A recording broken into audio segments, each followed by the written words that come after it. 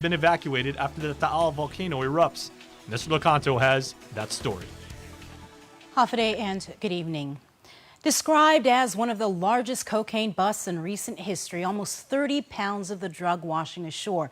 Adriana Cotero was in the district court for the sentencing of Robert F Ison, who his attorney described as the world's worst drug dealer. Say no to drugs. It's not worth it. That's the message Robert F Ison has for all in the community as he walked out of the district courthouse after his sentencing hearing. F Ison pleaded guilty to retrieving over 12 kilograms of cocaine that washed ashore in May 2018. The court granted the minimal sentencing of 57 months or 5 years in federal prison.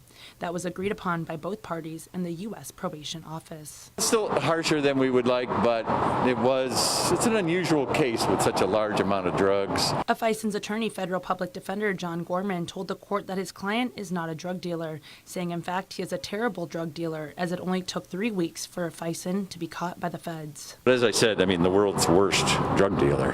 Yeah, he was sitting on his beach and all of a sudden a barrel full of drugs washes up. So he certainly isn't a professional drug dealer at all. He made a wrong decision. A wrong decision because ultimately he never turned in the 50-gallon barrel containing cocaine. Instead, he admittedly distributed the drugs. It was stated in court that he made a total profit of $1,000. Providing testimony, F Ison told Chief Judge Francis Tidinko Gatewood that when the drugs came into his beach, he saw it as a gift after his 19-year-old son had passed away 3 months prior. He said he offered the drugs to people who came to him in need. Quote, "I don't even know what my motivation was. Losing a child is the worst thing anyone could go through." End quote. He added, "When it was washed up on shore, I thought I was the lucky one, but I was not the lucky one." Attorney Gorman also argued that the case is unique as no one knows where the drugs came from, who they were intended for, or how many barrels were found. It is so tempting when something like that washes up because it potentially represents a huge amount of money, but you do have to turn it in because it's not going to work out well otherwise. Although since the arrest, according to the pre-sentence investigation report, all drug tests have been negative, as noted in court that F Ison was using meth from 2011 up until his arrest, and since then, F Ison has cooperated fully. Attorney Gorman asked for 3 judicial requests: his client be allowed to self-surrender to U.S. Marshals, be placed in Sheridan, Oregon, and assessed for a drug abuse program. The court granted the request, did not impose a fine, and ordered a 4-year supervised release term after serving his jail sentence, along with 100 hours of community service. I feel good. So, that's it. Reporting for Guam's News Network, I'm Adriana Cotero. Former Department of Corrections officer Eugene Zuniga could be sent back to prison. He is currently on supervised release following his 2017 case in which he entered a plea agreement and sentenced to almost 5 years in prison for smuggling drugs into the Mingilao compound. Before the court is a petition to revoke his supervised release because he's accused of violating the terms of his release. Specifically, he's accused of failing to report to probation on numerous occasions. During a hearing today in the district court, Magistrate Judge Joaquin Manabusan appointed federal public defender attorney Leilani Lujan to represent him. The hearing was continued until February 13th. Zuniga will remain on release until then. Also making an initial appearance for a revocation hearing on post-sentence supervised release, Naomi Michelle Sanchez Parr. Following the hearing, Parr was court-ordered to be detained until her continued answering hearing in 2 weeks. As stated in court, Parr failed to report for testing 23 times and prior to that had failed numerous drug tests. While her attorney Joseph Rosano argued for her supervised release to remain, the U.S. Probation Office recommended otherwise, and the government supported the probation office. Ultimately, Magistrate Judge Joaquin Manabusan ordered she be detained. It was in 2017 that Parr was sentenced in federal court to serve 8 months behind bars for receiving drugs through the mail.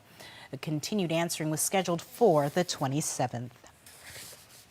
Ric Camp will have to wait a while longer before his drug case goes to trial. He and his attorney, Clyde Lemons, appeared before Superior Court Judge Anita Sokola today.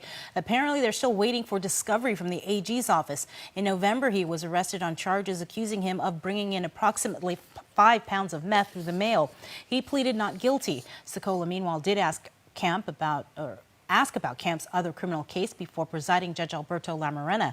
Camp took a plea deal last month for reckless driving under the influence of alcohol. He's scheduled to return to court on February 11th. Two people arrested for purse snatching that occurred in Tumon early Sunday morning. The two female tourists were walking along the road near the Fiesta Resort when a man jumped out of the bushes and grabbed their purses. They fled in a red-colored sedan and were picked up in the Dedito area. Arrested were 29-year-old Joaquin Villagomez Cango for robbery and assault and 38-year-old Scott Kichichu Santos for conspiracy and guilt established by complicity. Both were booked and confined. A 24-year-old man was arrested after taking police on a high-speed chase that started in Sinahaña and ended in Jigo on Friday. Benjamin Ferrer Jr. was not only driving a car that wasn't his, but also had 3 minors inside. The chase ended along Fausto Pangilinan Street. Ferrer jumped out of the car and tried to flee on foot. He ran off, leaving an 11-year-old, a 2-year-old, and a 2-month-old baby inside. Ferrer was charged with child abuse, criminal trespass, unauthorized use of motor vehicle, and eluding a police officer. 21-year-old Edwin Kofod has been arrested on rape charges. The victims, 11 and 12 years old. According to court documents, a walk-in complaint was received at the Agana precinct on the 7th. The 11-year-old alleged he sexually assaulted her on multiple occasions starting in November of last year. The victim told police that in one instance he'd asked to digitally penetrate her, but when she said no, Kofod allegedly hit her with a hanger, made her look at his private part, and then sexually assaulted her. As for the 12-year-old girl victim, she alleges Kofod digitally penetrated her sometime around Halloween last year. He allegedly threatened to kill the victims in the jungle if they snitch. When police interviewed Kofod, he denied the allegations. Now, he is on release conditions for another case from 2 years ago. In August 2018, he was arrested and charged with family violence and assault. In this case, he's accused of slapping, punching, and kicking a woman at a Tamuning apartment. On Saturday afternoon, units from the Guam Fire Department pulled a 21-year-old man out of the waters of Pidi near the Fisheye Marine Park. Witnesses say he was snorkeling in the area. GFD spokesperson Kevin Riley says CPR was conducted on the man at the scene and during transport to Naval Hospital. His condition is not known at this time. Former Congressman Robert Underwood was in the nation's capital, and he says Senate objections raised about Delegate Mike Nicholas's H.R. 1365 had nothing to do with the local war claims law. Chris Barnett has more. Former Congressman Robert Underwood says he did some asking around in Washington, D.C. over the last week. And while Delegate Mike Nicholas implied that Senate objections of H.R. 1365 were related to the local war claims law, Underwood says that is simply not true. Okay, so the real issue has always been every bill that spends money has to be scored by the Congressional Budget Office. And then if it's required to spend money, you have to provide an offset in order to spend that money. Because in effect, Guam is spending its own money. It should be exempted from this. But it takes a lot of explanation to people because staffers and members of the House and members of the Senate, when they first see it, they say, why is this jurisdiction being exempted from this? In a statement to selected island media days after his congressional address, Delegate Nicholas said less than a week after passing the local war claims bill, previous unanimous support in the Senate for H.R. 1365 is now at risk. But Nicholas did not provide any additional information, and he didn't return our request for clarification. Underwood, meanwhile, said he found out through discussions with Senate staffers that objections came well before 181 became public law. All of these objections occurred in way before Bill 181 was ever passed in Guam. So these objections have, in my estimation, nothing to do with Bill 181. The objections also came before the congressman delivered his congressional address. In November, when it was first contemplated that it would be brought up on unanimous consent in the Senate, there was one objection. And then in December, they decided to sort of fix it and try to offer it again on an amended version. And then there were even more objections. Underwood also said while Nicholas has made a show of thanking Republicans for their support of his war claims effort, it was Senate Republicans who objected to H.R. 1365. And of course, ironically, all of the objections were by Republican senators. There were no objections by Democrat senators, which makes it very odd for Delegate Nicholas to make it seem like the Republicans were the most helpful when indeed the objections were coming from Republican senators. We asked Underwood if he thinks San Nicolas misrepresented the nature of the objections to fit his narrative that 181 would affect 1365, or if there was a chance maybe San Nicolas didn't even know about the objections. It's certainly likely that he was aware of it and his staff was aware of it. That's why I said it's misinformation to affix that responsibility to the passage of Bill 181, and it could even be just deliberate disinformation. I think we need to focus on why certain information is being released, why other information is not being released, and why Bill 181 is being blamed for delaying this when it was delayed before Bill 181 was passed and signed. While KUAM has asked Congressman San Nicolas for an update on 1365 and the objections, he hasn't responded. He did, however, leave a Facebook comment on our interview with Underwood. Quote, "Not only is Underwood's information incorrect, his intent to blame Republicans and turn this into a party politics fight is the most damaging thing anyone can do at this point. The Republicans control the Senate. They will decide if H.R. 1365 passes at all.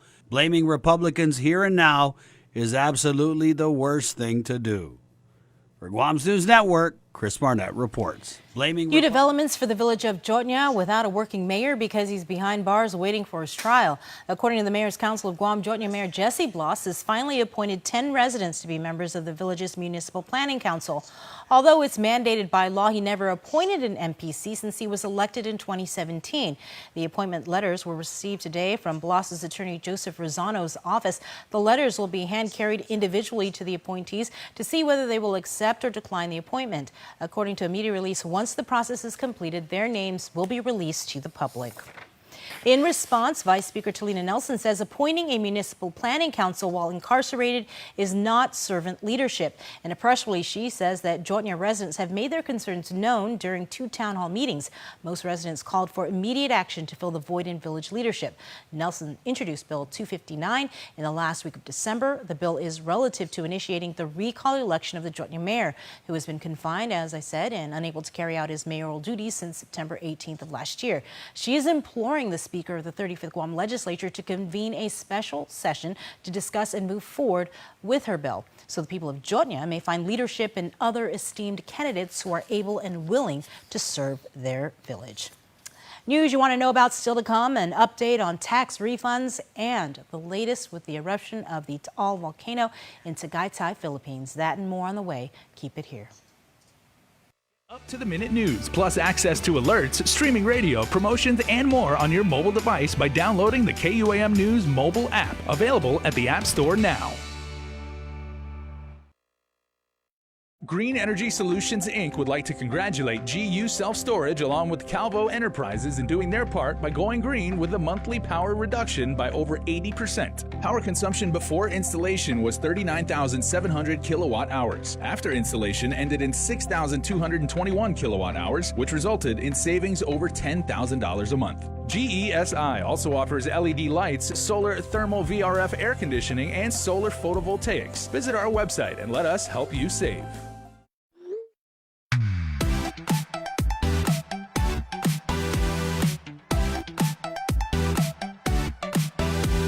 Half the day, I'm in the club.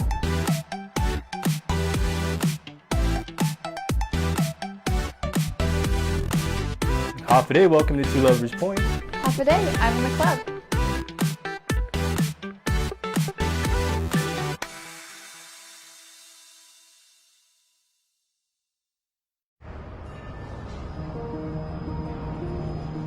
It makes myself and it makes my team members very proud to work for an organization that has been on island for many years with its focus on reliability, dependability, and commitment to the communities that they operate in. Matson's a great corporate citizen to the community. We all benefit from any sort of environmental commitment we make. One of the ways that we do that is with our Adahi Utano program. There's action behind it, and so action breeds commitment. With the Kaimana Gila coming to Guam, this brings a new age and modernization to the island.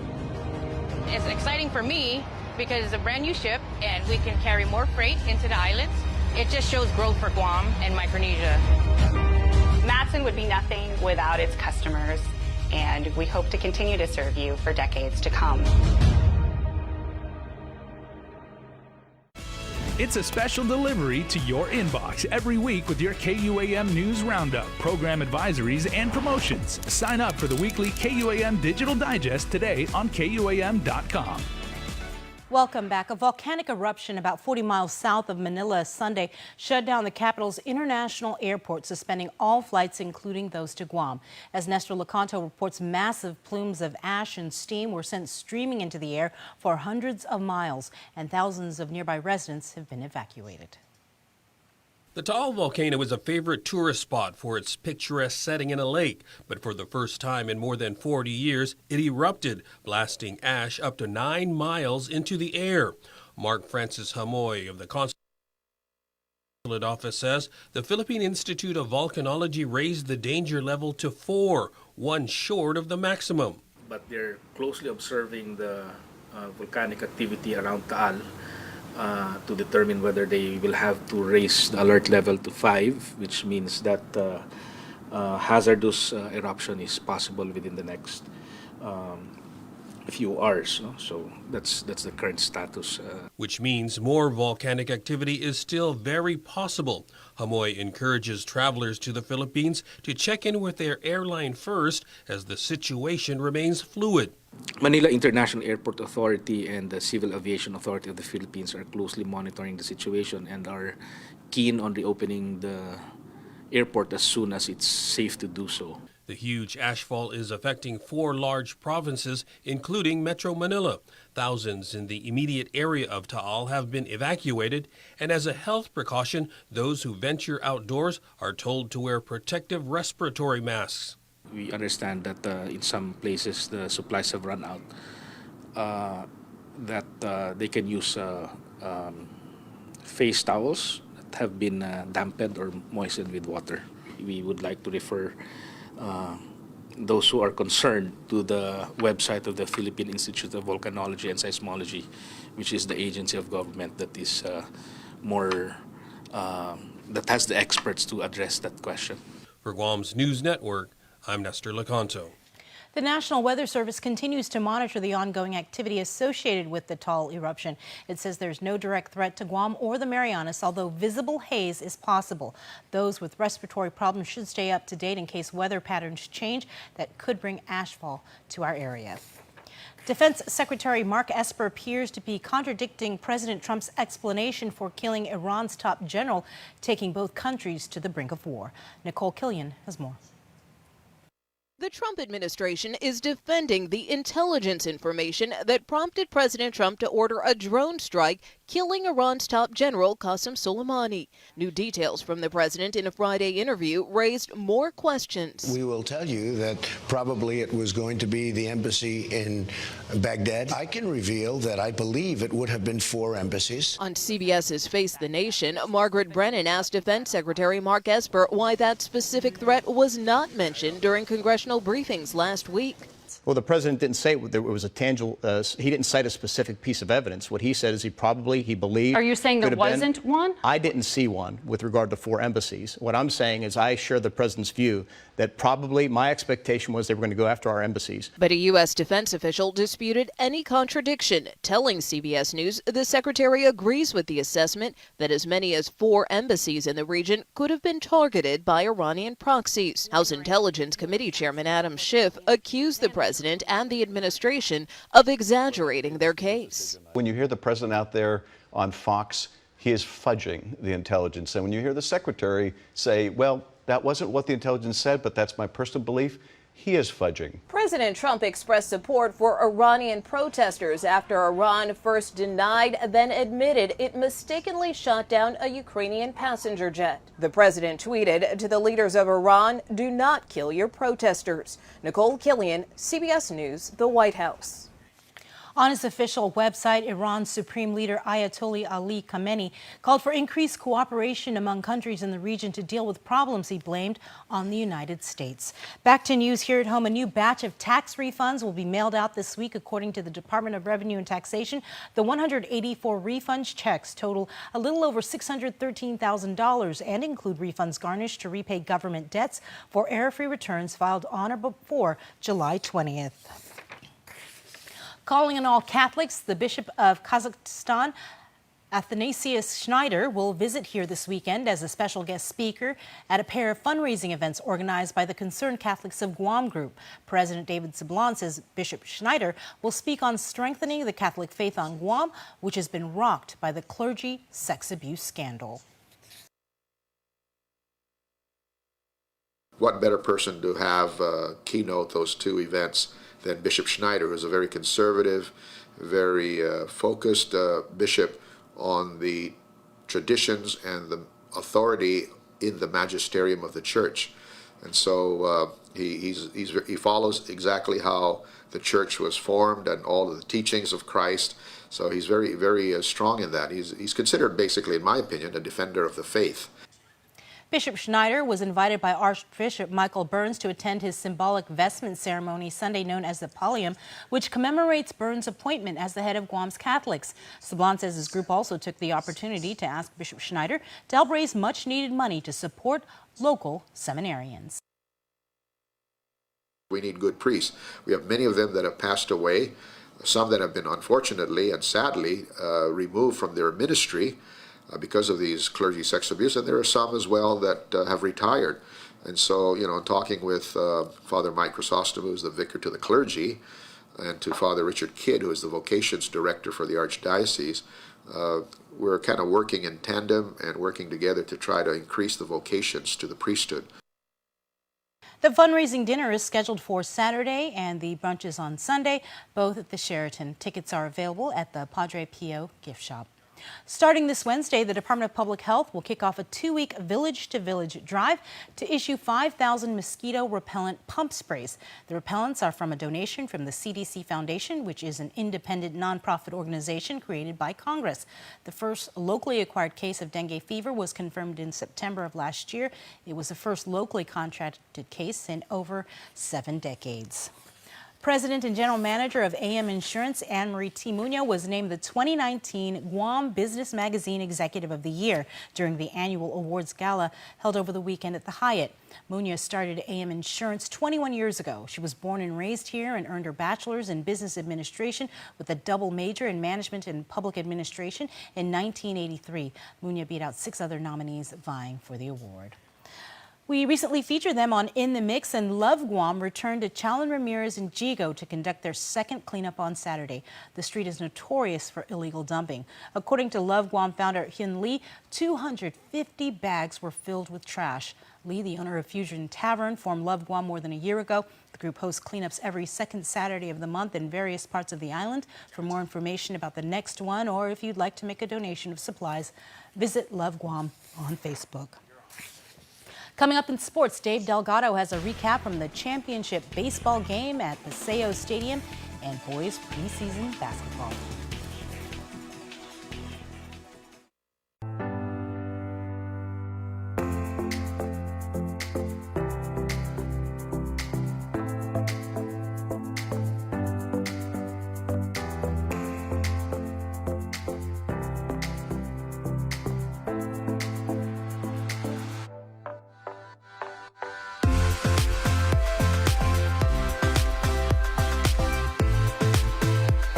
Make every day a plus.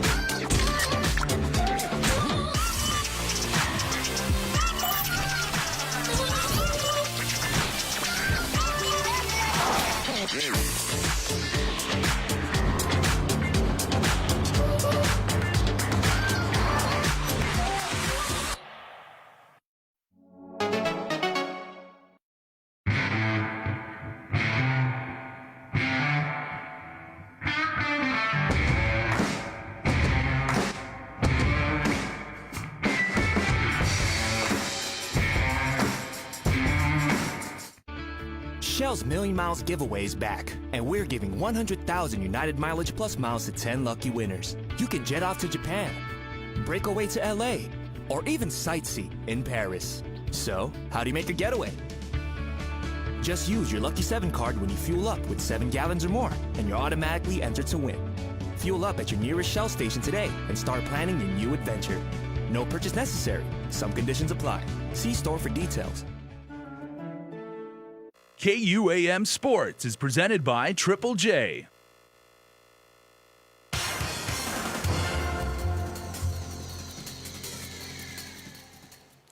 What's up, Guam? Dave Delgado here for KUAM Sports. Thanks for watching. We get the show started tonight with championship baseball from the Paseo Stadium.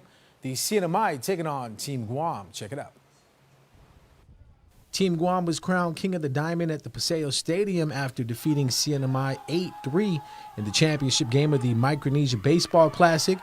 Sean Cruz picked up the win for Guam with 8 strikeouts. Pete Perez came in and got the save with 5 strikeouts. This was the third meeting of the tournament for both teams. CNMI beat the home team 5-0 in the first game. Guam bounced back and won 6-4 in their second meeting, setting up the rubber match. Getting to the championship game was no easy task for the NMI as they barely got by Pohnpei 4-3 via a walk-off hit to score the eventual game-winning run. Guam's 6-4 win over CNMI was their ticket to the gold medal game. Sean Muñoz finished the championship game with 2 runs and a stolen base. Jared Palomo went 2 for 5 at the plate with 3 runs and an RBI. Alejandro Diaz went 2 for 5. Ethan Yatar 1 for 4 with 2 RBIs.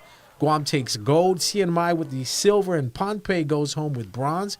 Guam is now 2-time winners of the Micronesia Baseball Classic. CNMI has also won the tournament in the past. Championship basketball from the Jungle in Manilao. FD taking on JFK for the GSPN Boys preseason title. Isaiah Pelkey hits the corner 3 for the Friars. Matthew Santos gets around the defender for 2 of his 13 points in the game. Jeremiah Kentucky put up 8 for the Islanders. Off the inbound pass by Pelkey, big man Matt Fegeger put it down with the 2-handed flush. Friars started to pull away in the third quarter. Rodson Samina with the floater. Team high 15 points for Samina. FD got the win 77-47. Isaiah Pelkey led all scorers in the win with 23 points. Pelkey putting in work to get to the basket. Friars' Colin Santiago added 8 in the win. In bowling news, Aaron Elliott opened the qualifying rounds of the 2020 Aloha made King and Prince of the Lanes January edition with a 255 and 277 game at the Central Lanes Bowling Center. Elliott beat out Brian Manabusen for the first Aloha made King title of the decade.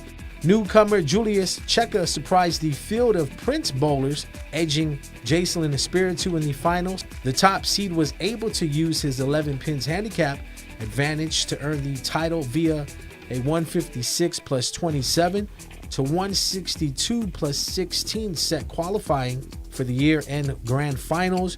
The next Aloha made King and Prince of the Lanes will be held on Sunday, February 15th at 11 in the morning at the Central Lanes Bowling Center.